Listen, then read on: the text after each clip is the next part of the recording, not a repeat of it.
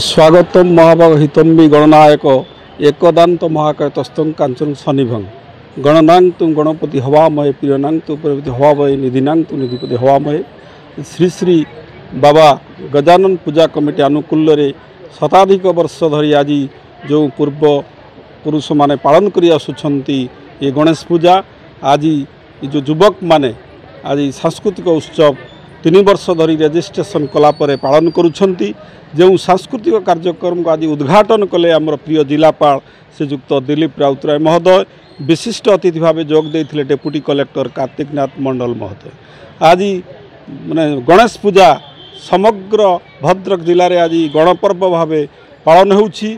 काली पूजा पर आज गणेश पूजा आज सबुठी पालन होउछि। तेणु प्रभु गणेश होउछंती विघ्न विनाशक जे कि प्रत्येक गणेश पूजा कले आमे सबु कार्य कृतकार्य हो पारू सफल हो पारू से आमे ये जो पिला मानक भीतर आज एकता नव संभावना संकल्पर जो प्रेरणा पाई ये पूजा पालन होउछि। श्रृंखला भाव में आमे 21 तारिख रे ताकू भसाणी उत्सव करूँ। आमर गजानन कमिटी गत वर्ष भरी चलित वर्ष आमे रक्तदान शिविर आयोजन करिछु।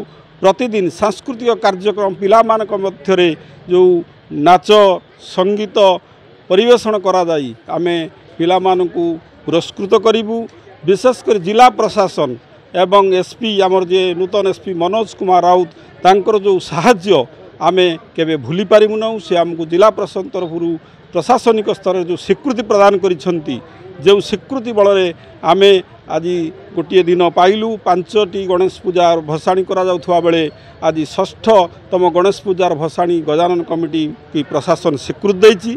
सेथिपय आमे जिला पुलिस प्रशासन जिला प्रशासन को आमे धन्यवाद अर्पण करूँ। सार आसते जो आज उद्घाटन कले प्रथम सांस्कृतिक महोत्सव दिन गत काली आमर ब्लड डोनेशन कैंप अच्छी दिन सकाल 10 घटिका समय सन्ध्या पुणी द्वितीय सांस्कृतिक महोत्सव दिन आमर डेप्यूटी कलेक्टर सार काली रे।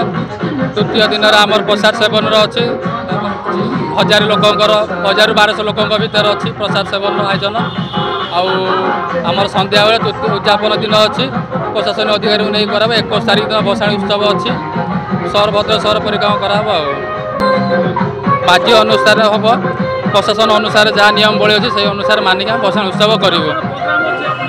प्रोग्राम अच्छी ओडिशा बाहर बाद्य यंत्र आसब बाद्य यंत्र अच्छी भसाणी ओडिशा बाहर किसी ओडिशा किसी रही प्रशासन भसाणी हम।